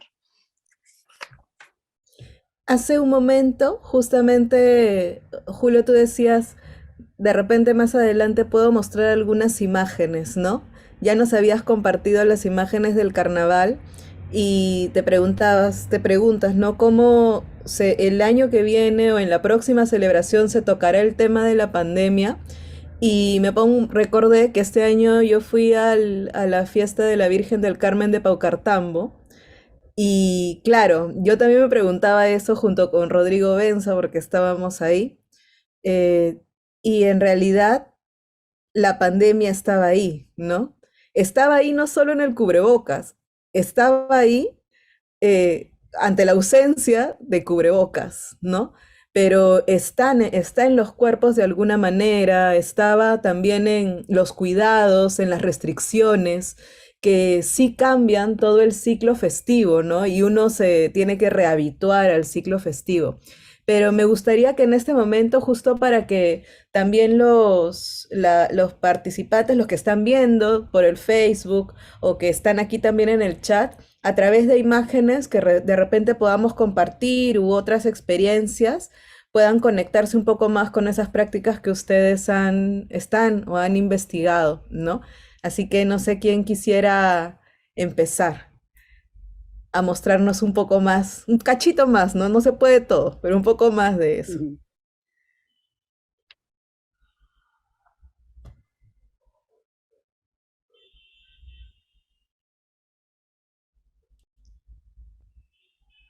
Ajá. Buscando, buscando, buscando. Sí, Otro punto también mientras van viendo qué es lo que además se puede compartir, porque a mí me parece muy importante compartir, porque en realidad no necesariamente hemos estado, bueno, por medio del confinamiento, no hemos tenido tampoco a nivel en diferente, o bueno, hemos tenido en diferente medida un acceso a visibilizar o tener visibilidad sobre algunas prácticas que se han dado, por ejemplo, en el carnaval, pero también, por ejemplo, las experiencias virtuales, ¿no? ¿Qué es lo que pasaba? Ir a una experiencia virtual implicaba, y ser parte de la experiencia, aun cuando fuera gratis, implicaba tener una buena conexión. Si no, te perdías la experiencia, ¿no? Pero también creo que en todo este campo de prácticas, ¿no? Que como decimos, la crisis es permanente y vamos como continuamente con la crisis. Algo que a mí también me parece importante es cuál es el escenario donde se da todo ese pensamiento que nosotros que estamos aquí o quienes nos están escuchando, al investigar sobre estas prácticas, ¿no? O estos espacios o escenas musicales o espacios musicales, cuál es el escenario desde el cual podemos pensar, ¿no? Y me quedé pensando también mucho en lo que decía Leticia, ¿no? Que quizá no es una estrategia, como ella dice, pero sí creo que es un punto de partida hoy más que nunca necesario, donde no da lo mismo cualquier cosa que se ponga en un escenario, ¿no? Por lo que decía Aurelio, la cuestión de la representatividad, que es un tema que todavía tenemos mucho por dialogar sobre eso. Ya no da lo mismo, ¿no? Ya no puedes decir, ah, eso es teatro, ¿no? Ya no puedes decir eso, por ejemplo, ¿no? Y que se abran esos espacios de discusión también, crítica, también me parece como una forma de que esas crisis sean vividas, o sean vividas, no solamente mientras sucede la función, digamos, ¿no? En el caso del teatro, sino fuera de, que creo que son esos espacios otros que nos permiten justamente iluminar, ¿no? El poder referirnos a este tipo o a referirnos o hacer relación con las crisis que vivimos y que no necesariamente tienen que ser literales, ¿no? Este, no sé si por ahí alguien tiene para compartir. yo quisiera recordar una experiencia que pasamos justamente en la pandemia. Creamos un grupo de directores de coro, una plataforma de encuentro cada 3 semanas que se llamaba una tertulia, donde discutíamos asuntos técnicos de dirección coral, más bien técnicos, ¿no? Cómo resolver ciertos problemas de afinación, problemas de cómo se marca un compás, o cuál es el tiempo de una música, etcétera, pero hay cosas que no podíamos evitar, ¿no? Una de ellas era que todos estábamos afrontando las mismas dificultades en todos los países en el uso de las plataformas para los ensayos, y, y estaba el tema de la pandemia presente.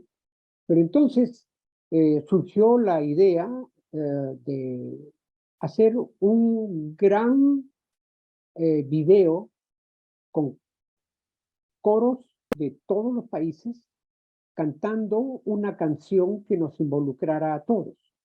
Y quisimos pensar en una canción, más bien en un formato pequeño, pero que fuera también significativo, y escogimos la canción Con Todos de César Isela, que además estaba delicado, y ese mismo año falleció un compositor argentino que hizo esta canción, que es como una convocatoria a la hermandad, digamos, por usar una palabra que no me gusta mucho, pero latinoamericana, ¿no?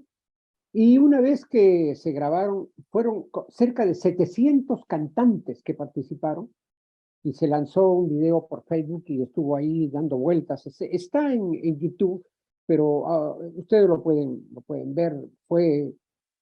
Lo más rescatable de todo fue la voluntad de cantar unos con otros, aunque no nos conociéramos, ¿no? Ya cuando había terminado la experiencia, los integrantes del coro de la Católica me plantearon: profesor, ¿por qué no nos quedamos con esa canción en nuestro repertorio? ¿No? ¿Por qué no la seguimos cantando? Porque algunos, muy jóvenes, no conocían la canción. La canción estuvo en boga en los años 70, ¿no? Y eso pasaba medio siglo, entonces era nueva para ellos. Y no es una canción que esté pues en el dial de la radio. Entonces, yo en un fin de semana hice un rearreglo, porque la versión grande era con instrumentos de todos los países, con cuatro, con charango, con guitarra, con teponazli, bueno, y nosotros no teníamos ese arsenal de instrumentos, ¿no? Solamente un coro que puede cantar a capela. Pero decidimos hacer un video sincrónico y de repente vale la pena que lo comparta, porque fue una manera de que los chicos le dijeran a toda la sociedad, a toda la comunidad, que estábamos allí, ¿no? Haciendo cosas. ¿Lo comparto? Sí, si lo tienes ahí sería genial, ¿no? Sí, sí.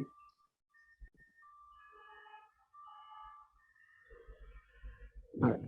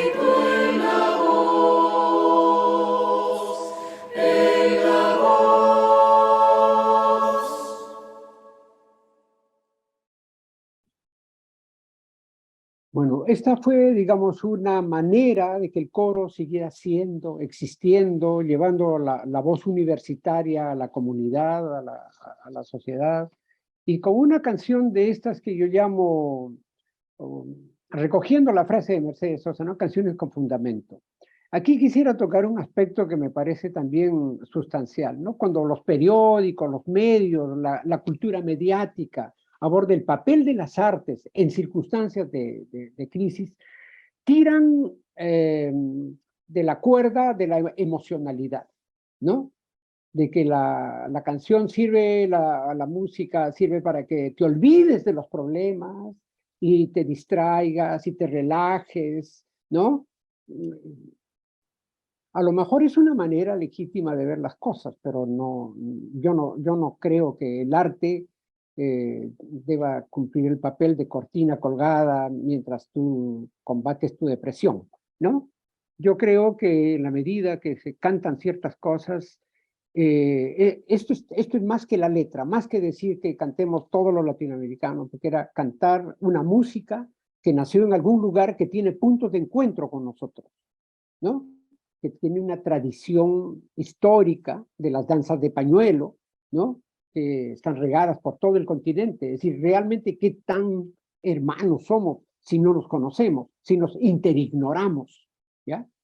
Y, por otro lado, deja a los alumnos, a los chicos que han cantado, esto universitario de la Católica, un acercamiento a un entorno que está mucho más allá de su cuadra, de su manzana, de su nariz, incluso de su Perú, de su país, ¿no? Para pensarnos más generosamente, más abiertamente, ¿no? Bueno, hicimos esta canción y ahí ha quedado el documento, además, que evidencia que no hubo crisis, ni pandemia, ni coronavirus que nos parara, pues, que tenemos la obligación de ser, de estar y de estar aquí, ¿no? Aurelio, ahora pensaba, ¿no? En este momento, claro, estamos en un espacio de diálogo, pero este espacio de interrupción, de escuchar, ¿no? La interrupción entendida justamente como este momento en el que puedes prestar una atención distinta y relacionarte de otro modo también con el presente, es también como bastante, no románticamente poderoso, pero estos espacios de escucha son justamente los que te pueden hacer volver o encontrar algún tipo de conciencia o no sé, algún tipo de una experiencia distinta que te conecte con con la realidad, ¿no? Como dices, no tiene que ver solo la letra, ¿no? Pero sí la sonoridad te lleva a algo más, ¿no? A mí en realidad ahorita estar presente y darme el tiempo para escuchar, que es algo que no todos nos lo damos siempre, escuchar también, darse el tiempo, es también una manera de interrumpir, ¿no? Para tomar conciencia del presente. Y una cosa que también me parece como bastante relevante de lo que traías tiene que ver con la resignificación de ciertos materiales, ¿no? Una canción del 70 como ahora, ¿no? Tomada y puesta en cuerpo y voz por estudiantes, ¿no? Que de repente, no, como tú dices, ni conocían la canción, como cuando dice Leticia, los mismos artistas, como en el caso del grupo cultural Yuyashkani, retoman sus materiales para resignificarlos y repreguntarse, ¿no? ¿Qué tienen que decir ahora? Podrían decir algo ahora, no es concluyente, como dice Leticia, ¿no? Pero, ¿qué podría decir, ¿no? Me parece también una estrategia también de más del mecanismo de la memoria, ¿no? Cómo puede venir esa memoria a decirnos algo, ¿no? Julio, Leticia. Si no es problema para ti, Leticia, yo quisiera mostrar Por algunas favor, cosas. Julio. Sí, sí, por favor. Em, retomando algo que dijo Aurelio sobre eh, la crisis de identidad y la crisis de representación, eh, en cuanto a lo que es el espacio, el tiempo y el sujeto, ¿no? Eh, cuando, cuando veo estos tres términos y lo junto con la idea de la identidad y de la representación, me parece que un factor fundamental aquí es el miedo, ¿no? El miedo a ser parte de lo que uno no quiere ser. ¿Dónde termino de ser yo, lo que soy, ¿no? Cuando me diluyo en el otro, ¿no? Tanto geográfica como temporalmente, la conformación del sujeto prácticamente está delimitada en función, ¿no? a una autoafirmación y a la vez un rechazo, ¿no? del otro, ¿no es cierto? Entonces, ese rechazo siempre tiene que ver en muchas formas con el miedo, creo yo, ¿no? Y yo creo que el carnaval en Ayacucho es una buena muestra de esto, ¿no? Cómo en el tiempo de carnaval estamos acostumbrados a esta idea bachtiana de el carnaval como la realidad puesta de cabeza. Yo personalmente creo que no se pone de cabeza el mundo durante el carnaval, sino que se lleva al paroxismo las condiciones reales de existencia, ¿no? Em, Aquí, por ejemplo, vemos cómo el carnaval invade las calles y supuestamente, ¿no? Conforma una especie de unidad, ¿no? Como si hubiese un Ayacucho bailando en el carnaval.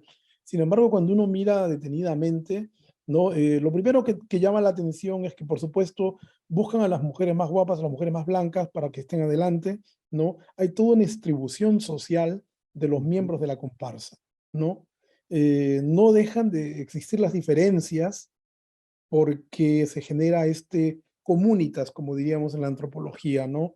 Y esto tiene evidentemente que ver con con la representación, ¿no? ¿Quiénes son nuestras primeras caras, ¿no? Tienen que ser las caras más bonitas, tienen que ser las caras más vistosas, los que están mejor vestidos, etcétera, ¿no? Lo otro es la normatividad de la representación. Las mujeres en el carnaval bailan y cantan y los hombres tocan. Y aquí les muestro fotos de dos mujeres que ese año, el 2020, tocaron con nosotros y las travestieron para que puedan tocar. No podían tocar con su pollera, con su yiclia, sino tenían que vestirse como los hombres, ¿no? Con lo cual, ¿no? En verdad, nuevamente tenemos esta idea de la representación. Si vas a salir como músico, no puedes salir vestida de mujer, ¿no? Sino que tienes que mantenerte dentro de lo heteronormativo, ¿no? Y reproducir lo afirmativo, ¿no? Aquí nuevamente está el miedo a la ambivalencia, ¿no? El miedo a la ambivalencia de género, ¿no? Hay que vestir. Y además es interesante porque es irónico, digamos, porque justamente ese miedo a la ambivalencia de género los lleva a reforzarla vistiendo mujeres de hombres, ¿no es cierto? No, o sea, queda igual de ambivalente, pero dentro de la lógica binaria no, ¿no? Y aquí vemos, por ejemplo, si bien es cierto que en el carnaval hay momentos de apertura, ¿no? Aquí les muestro una comparsa que por primera vez en Ayacucho salió, una comparsa de homosexuales y travestis, ¿no? De la comunidad LGTB en Ayacucho, que además eh, tenía gente que venía de otras zonas, no solamente ayacuchanos, sino que este colectivo se conectó con colectivos en Huancayo, en Apurímac, en Cusco, ¿no? Y entonces hubo gente que fue expresamente para tener una presencia LGTB fuerte como comparsa, ¿no? Se permitió, por supuesto, que la comparsa eh, participe, ¿no? O digamos, se toleró que participe. Sin embargo, en los comentarios que escuchamos, ¿no?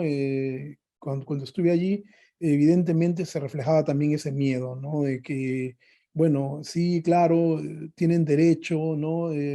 Pero en verdad así no es el carnaval y cosas así, ¿no? Entonces vemos cómo también allí se reproducen las identidades, ¿no? Y fundamentalmente por el tipo de representación que se busca, ¿no?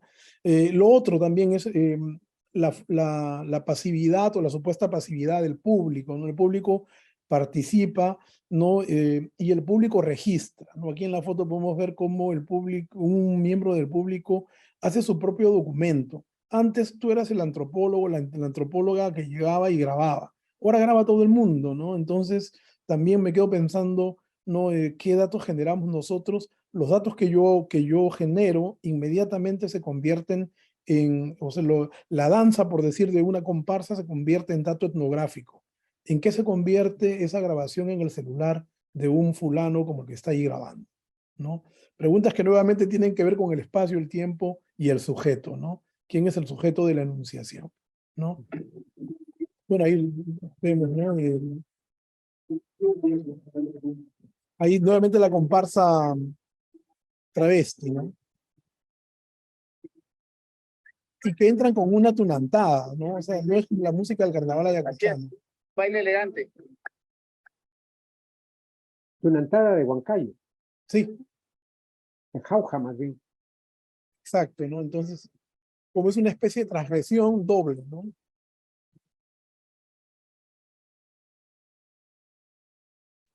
Y bueno, por supuesto, y acá pueden ver lo otro, lo normativo, ¿no? O sea, como los hombres aquí tienen el lado musical activo.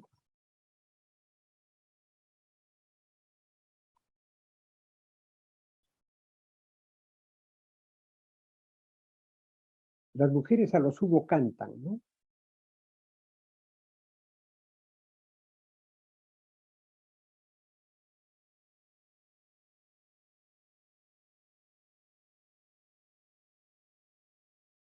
Ay, qué pena que creo que está sin audio, ¿no? Para Ah, está sin escuchar. audio. Ah, Sí, sí, sí, perdóname. sí. Lo voy a... Es que tengo que activarlo acá, ¿no? Perdón. Sí, hay que poner ahí el compartir el Claro. sonido. Sí, sí.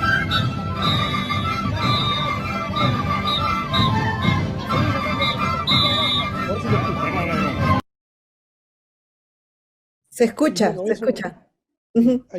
ahí se ve claramente, ¿no? O sea, por ejemplo, aquí también los músicos famosos o los músicos más versados van adelante y los músicos que son malos, ¿no? En el sentido de una participación, de una discrepancia participativa, no se les deja tocar, pero se les manda atrás, ¿no? O sea, nuevamente vemos como hay jerarquías que se fundan, ¿no? Y que por supuesto en momentos de crisis creo que esas jerarquías también se reformulan, ¿no? También sería Es interesante. decir, que lo estético acaba convertido en un pretexto para discriminar. Así es, Nadie así está es, en contra de que los mejores vayan por delante, eso es un criterio estético. Pero cuando exacto. eso se traduce en otra cosa, ¿no? Entonces lo estético acaba convertido en un pretexto para eh, Sí, discriminar o bueno, para... además, en el caso de las mujeres es claramente una cuestión de, o sea, lo que me interesaba marcar aquí es el sentido interseccional, ¿no? De cómo Mm. nociones de raza y de género determinan una discriminación. En el caso de los músicos, por supuesto, es fundamentalmente estético, aunque también tengo que decir que en una ciudad como Ayacucho, la estética es fundamentalmente una estética mestiza, ¿no? Entonces quien representa una tradición más indígena va a ser considerado independiente de su capacidad musical, va a ser tomado como alguien de calidad inferior, ¿no? Sí. Esto también nos lleva a un asunto de la representatividad peruana, porque la educación que nos han dado en el colegio hace que nuestra visión de lo peruano esté signada por lo geográfico, es decir, por lo que estaba allí, por lo natural, y que no refleja lo que los hombres y mujeres del Perú han hecho en 1000 o en 500 años.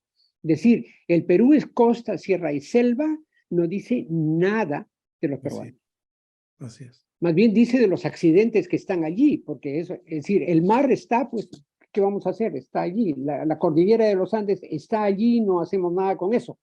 Y la selva, la Amazonía, está allí. Justamente ahora yo estoy asesorando una tesis, que esos son los problemas que los que tenemos que enfrentarnos, de un chico que va a hacer siguiendo viejos modelos, un álbum de música para piano para niños que recoja diversas expresiones peruanas. Y claro, como buen peruano, digo buen peruano, quería poner muestras de la costa, de la sierra y de la selva. Le digo, pero cuando hablas de la costa, ¿de qué estás hablando? ¿Estás hablando de obreros o estás hablando de pescadores, por ejemplo? Cuando hablas de la sierra, ¿estás hablando de gente urbana o de gente rural? Que son dos mundos incluso excluyentes.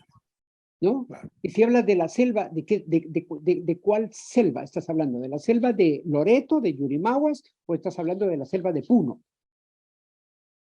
del Cusco, que es otra selva?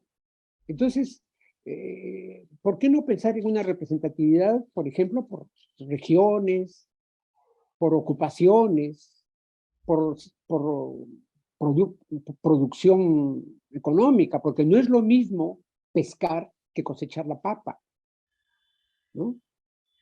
Y hay cantos para la marcación del ganado y hay cantos para adorar a los santos patronales. Bueno, piensa en otro Perú que no sea la costa, la sierra y la selva. Ya eso está gastado, ya, y eso es un discurso viejo, superado. Ahí justamente Leticia llamaba la atención sobre este asunto de volver a los viejos patrones, ¿no?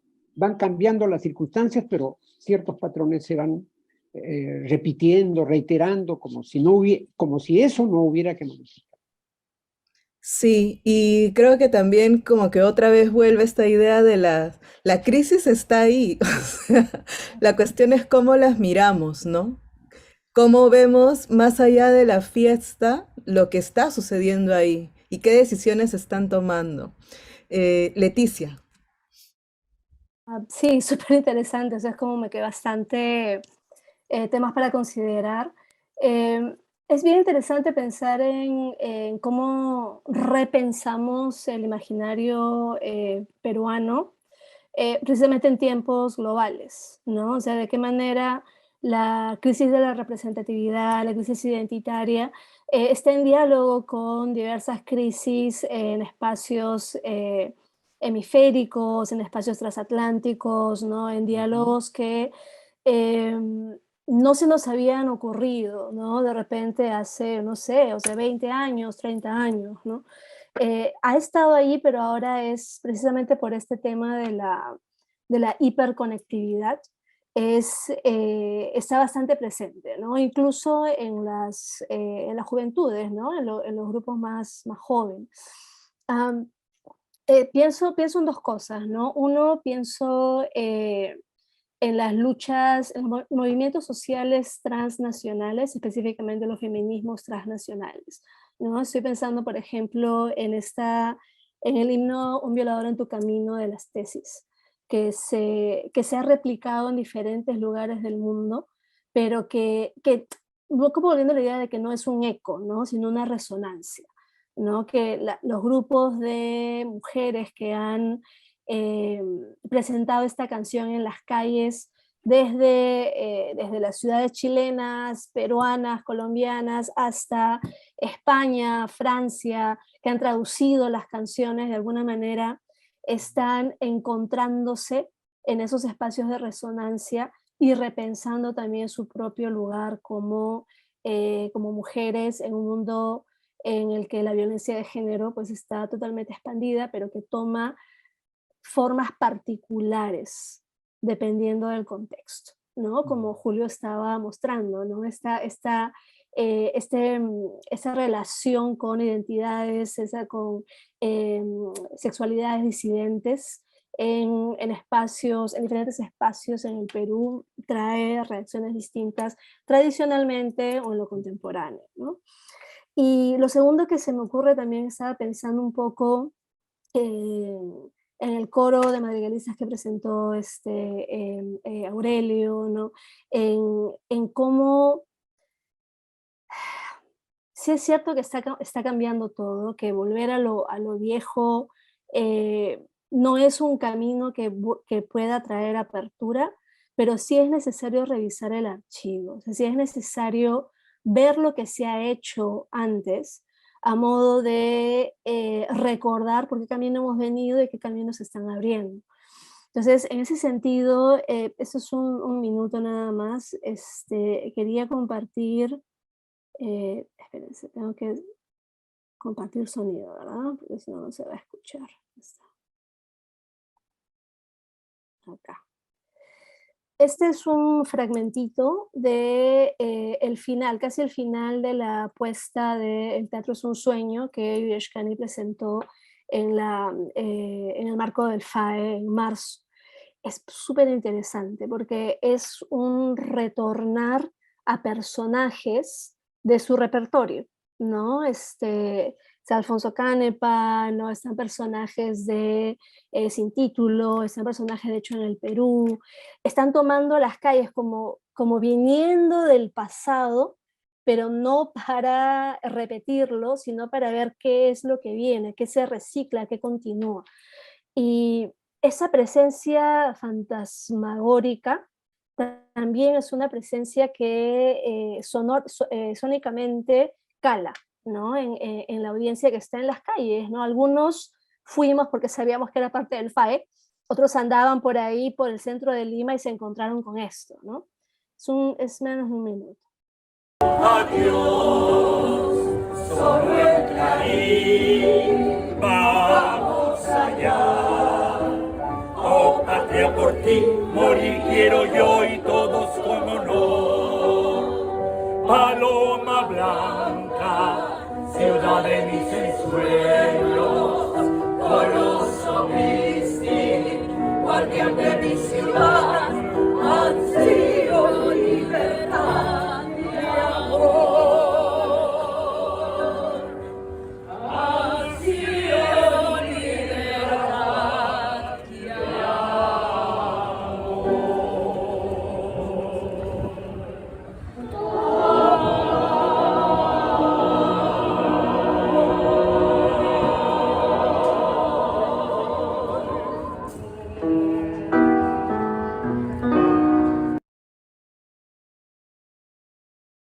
¿no? Y también es como se toma otro sentido también el repertorio del archivo en nuevos contextos, porque esa canción en medio de ese, estoy en la calle, pero todavía no te me acerques, por favor, ¿no? Ese contexto todavía de pandemia se convierte en un himno que resuena.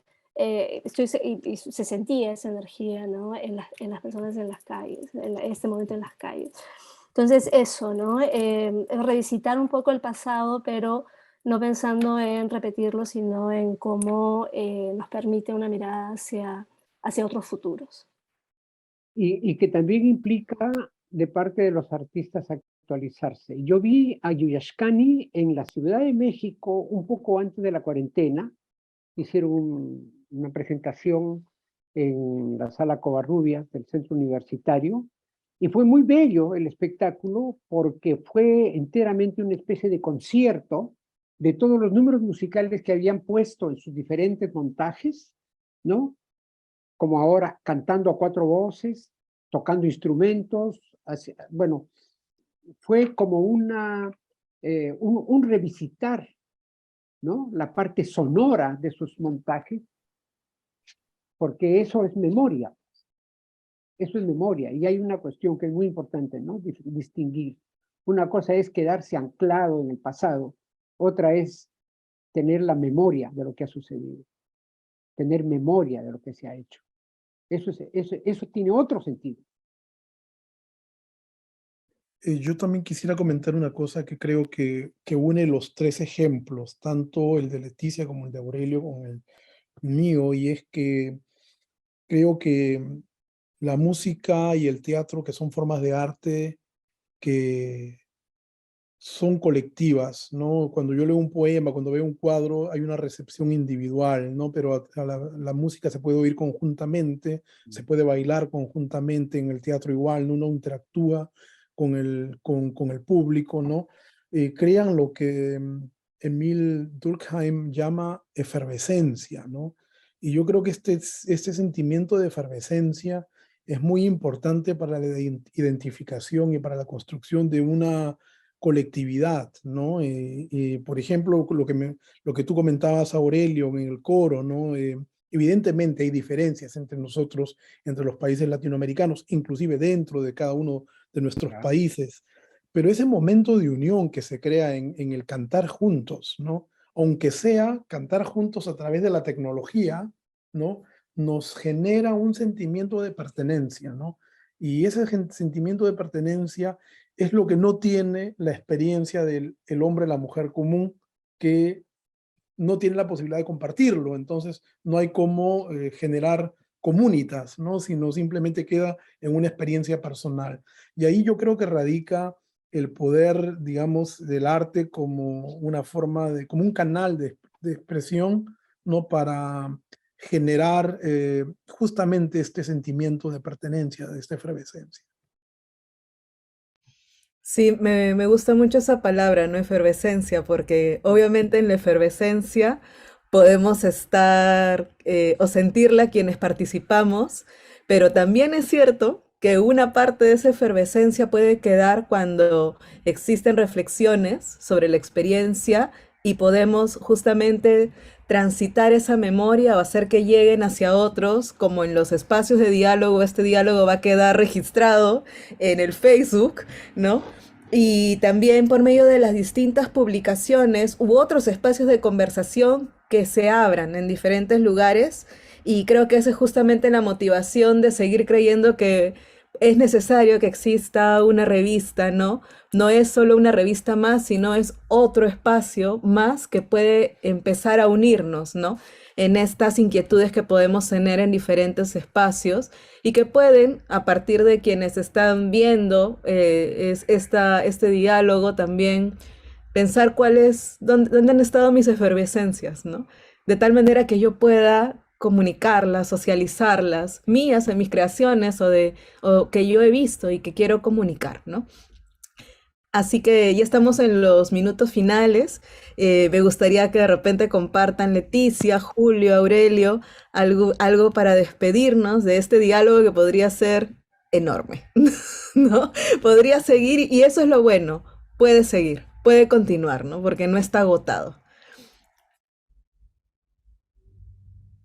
Julio. Bueno, como dices, sí, seguir abriendo caminos, seguir abriendo diálogos, eso es lo que nos mantiene en pie y caminando. Gracias por la invitación y gracias, ha sido súper energizante. Gracias a todas, a todos. Yo quisiera cerrar mi participación retomando algo que dijo Aurelio que me parece súper importante y que yo también hago mío en mi trabajo, ¿no? Y que me parece que somos un país diverso y la idea de reunirnos a conversar no siempre tiene que llevarnos a un consenso, ¿no? Sino generar posibilidades ¿no? Para cada uno, para cada quien, ¿no? Si somos diversos, nuestros problemas son diversos y nuestras soluciones tienen que ser diversas, ¿no? Apuesto por un Perú de todas las patrias, ¿no? Y no por un Perú uniformado, homogéneo, y creo que esta reunión es un buen ejemplo de ello y por eso me da un sentido positivo y agradezco por eso la invitación y la participación de cada uno de los que está presente. Pues yo recojo esas palabras de Leticia y de Julio en aras de construir, de ser partícipe de la construcción, digamos, de los hechos artísticos en nuestro país como actores, como participantes, como escuchas, incluso entendernos con el trabajo del otro, tender puentes. El arte acaba siendo un vehículo de comunión entre los seres humanos, ¿no? Y comunión en su sentido de esa relación como espiritual que hay entre unas personas y otras, y que es donde se pueden manifestar los valores más altos de una sociedad, creo, ¿no? Así que esta oportunidad pues se nos enriquece a todos. Yo me voy muy enriquecido de haber escuchado a Julio, otra vez a Julio, porque Julio es un musicólogo que admiro mucho y que me enseña, de haber conocido a Leticia, de saber sus experiencias, de saber que en terrenos tan distintos andamos caminando más o menos con ciertos nortes, ¿no? Que guían nuestro trabajo. Pues. Y este me parece un acto de ecumenismo muy sano para seguir siendo comunidad dentro de nuestra universidad. Muchas gracias entonces Julio, Leticia, Aurelio. Esta es parte de las actividades, ¿no? Del encuentro de innovación, investigación y creación de la universidad, pero también es parte de la iniciativa de nosotros como Departamento de Artes Escénicas de poder tener este espacio de la revista y también materializar cómo nos imaginamos que queremos que sea la revista, diversa, donde todos se sientan convocados y convocadas a estar, ¿no? Así que les agradezco nuevamente a nombre también de Rodrigo Benza, que está por aquí también apoyándonos, y ojalá existan otros espacios donde podamos encontrarnos, que es lo más importante. Muchas gracias a todos los que nos han acompañado en esta tarde-noche. Y bueno, ya vendremos con más noticias sobre Kaya, que en noviembre tiene su primera edición. Buenas noches a todos y Muy bien. todas.